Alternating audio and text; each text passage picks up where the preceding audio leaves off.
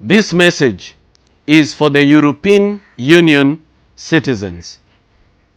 Every citizen in the European Union, I want to speak to you directly, and I want you to know that you are paying exorbitant taxes. Some of it is coming through the European Commission to assist projects in Africa, especially in this country where I am, called Kenya, in East Africa.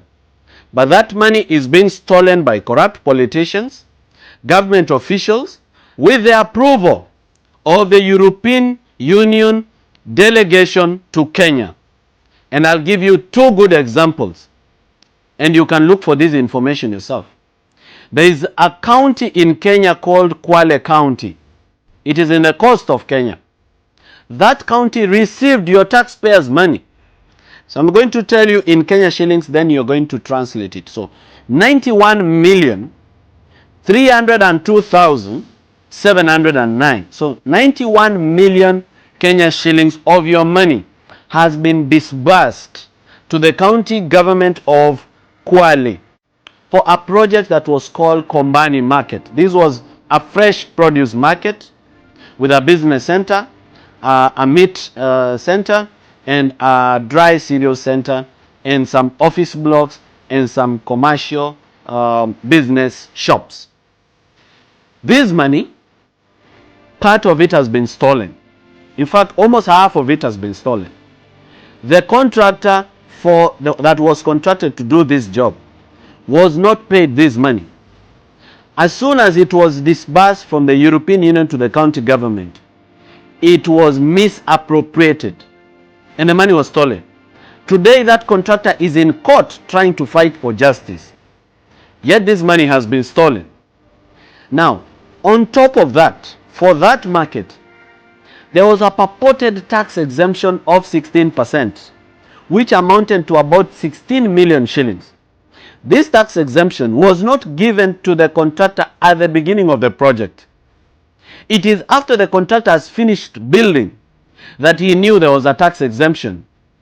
And that money that had been set aside for tax was stolen. 16%. Almost 16 million shillings. You also gave 100 million shillings for a banana processing plant in a county in Kenya called Taita Taveta County. And I want you to know, you European Union citizens, that that money was stolen.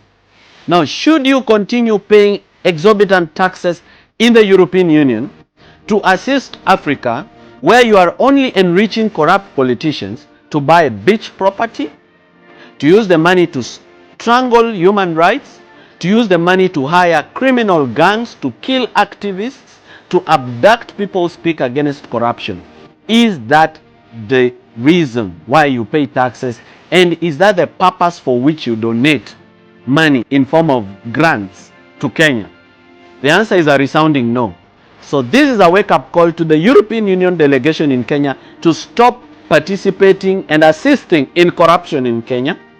This is a wake-up call to the European Union Court of Auditors, because the European Union Commission has a court of auditors who should be doing this job. It is not my job to go through these records. It's their job to make sure that your money is accounted for to the last penny. And in the next few weeks, I'm going to show you different projects that were funded by the European Union Commission in Kenya, where money has been stolen by politicians. They bring their children to study in prestigious universities in the European Union. They even buy property in the European Union.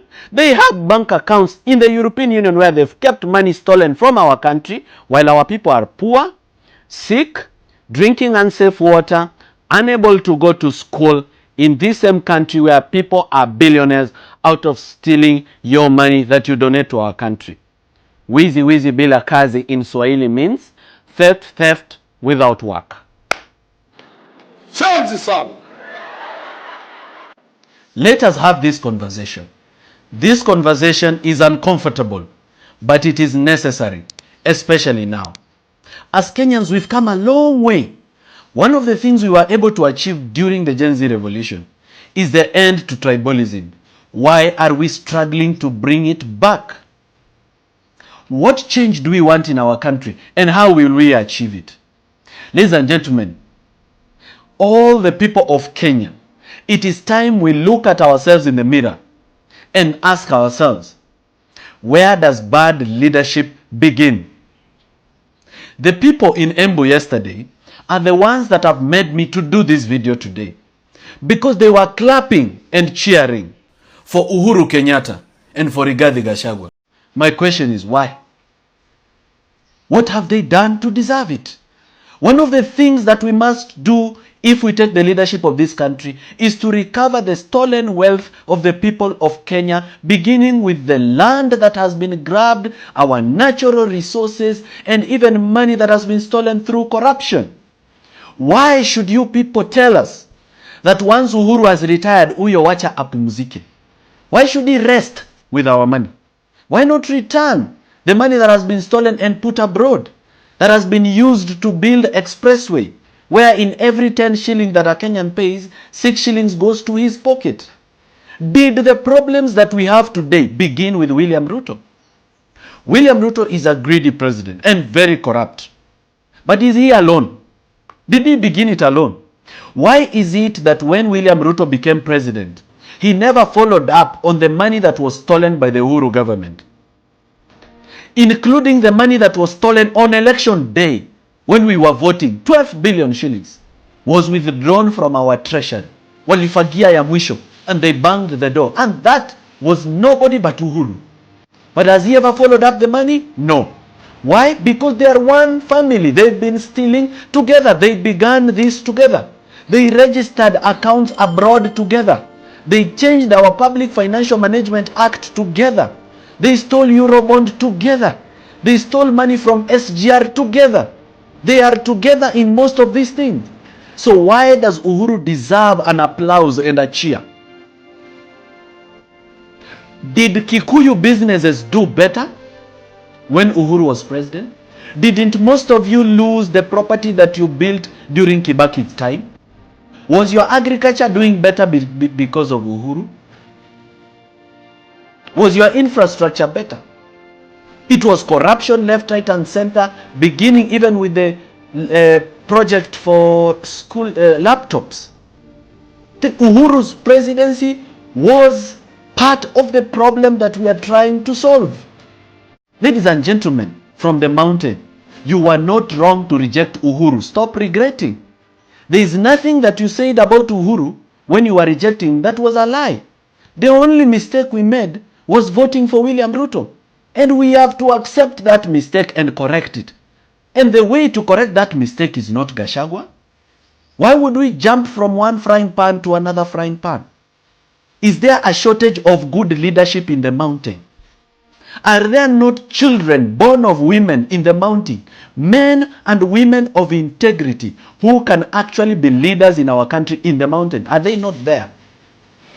So what is this? Why are we celebrating mediocrity? Ladies and gentlemen, we need as a Kenyans to have this conversation. It has just begun in the mountain, but the problem is not only in the mountain. You go to Nyanza, they have the same problem. They celebrate the leaders that steal from them. You go to Coast, same problem. They celebrate the leaders that are stolen from them. You go to Ukambani, same problem. You go to Western Province, they received MP for this one called Waluke in jubilation when his corruption case collapsed. In Machakos, they received Wavinya Ndeti with jubilation. What exactly are we doing? Kenyans, can you be serious whether you want change or not? Can you just be serious for a moment? Museme, tunataka mabadiliko na tutaipata namna gani? We cannot get mabadiliko from the same, exchanging the same corrupt leaders. At we are choosing a lesser devil. Why are we choosing a lesser devil? Why do we need any devil at all? Is there a shortage of good people that can lead the nation, who are people of integrity, that cannot be bribed, that cannot accept a bribe, that are ready to stop corruption, that are brilliant, well-educated, have a vision and a mission? Kwani wamekosekana? Even inside the mountain, wamekosekana kweli? There is no shortage of good leaders. We should not clap and cheer for mediocrity. We should demand for accountability. And let me tell you this, Kenyans, and this is not only to the people of the mountain, this is to all Kenyans. There is no benefit when the leader comes from your tribe, but there is benefit when a leader is a person of integrity with a vision and who is accountable. There is benefit for everyone. A leader doesn't have to come from your tribe. And let me ask the people of the mountain, the governors that steal from you, are they from a different tribe? Did somebody come from Nyanza, come and become a governor in Kirinyaga and steal from you? Did somebody come from Western? Did somebody come from Coast? Did somebody come from Eastern? Did somebody come from Rift Valley? The governors who have stolen your resources, made you poor, your hospitals don't have medicine. I have toured your hospitals. Why do you watch the Vampire Diaries? Is it an entertainment joint? You don't watch the Vampire Diaries for entertainment. The Vampire Diaries is to provoke you to take action about your nation. It is to provoke you to think of change and think of a better Kenya. The governors who are stealing from you, they are from your tribe. Mbona hawajawaonea huruma? Kwa nini hawajasema mimi ni governor wa hii county, mimi ni Mkikuyu kama hao Wakikuyu wenye naongoza sitawaibia? Why? There is no benefit that even the people of my tribe can get at just because I become president. The only benefit they can get is if I clean up the economy and make the economy work and make investors make money and make people, get employment and bring investment and end corruption. They will benefit not just because they are from my tribe, because every Kenyan is benefiting. They'll benefit like every other Kenyan. They'll make their money, they will grow, they'll buy their property. My friends, please don't celebrate these people. They are the reason we are in this problem. Hakuna kupigia makofi wapi mzadi? Unapiga makofi ya nini? Ya nini? Na wapigia makofi kama nani? Wametusaidia na nini? Why? Gachagua was impeached. What has the mountain lost? What have you lost? What have you lost? Mumepoteza nini? Ever since the guy left, ni nini alikuwa anawafanyia yenye sasa haitafanyika? There was nothing happening and nothing will happen. Ilikuwa ni wizi na watu kutengeneza pesa yao. So why should we sympathize? Ati sasa muweke kwa timu waongeleshe? No. Hey, hapana. Let me tell you guys, there's a difference between leaders and politicians. I classify myself as a leader. Politicians try to be right. Wanasikiza ground. Ground inasemaje? Ground inasema Gachagua. Wacha tu flow nayo.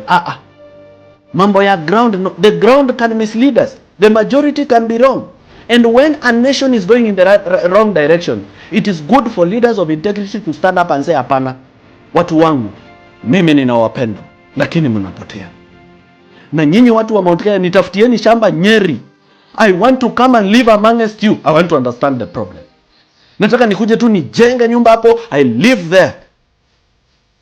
I take Moratina with you, I sit with you in hotels and understand what exactly is the problem.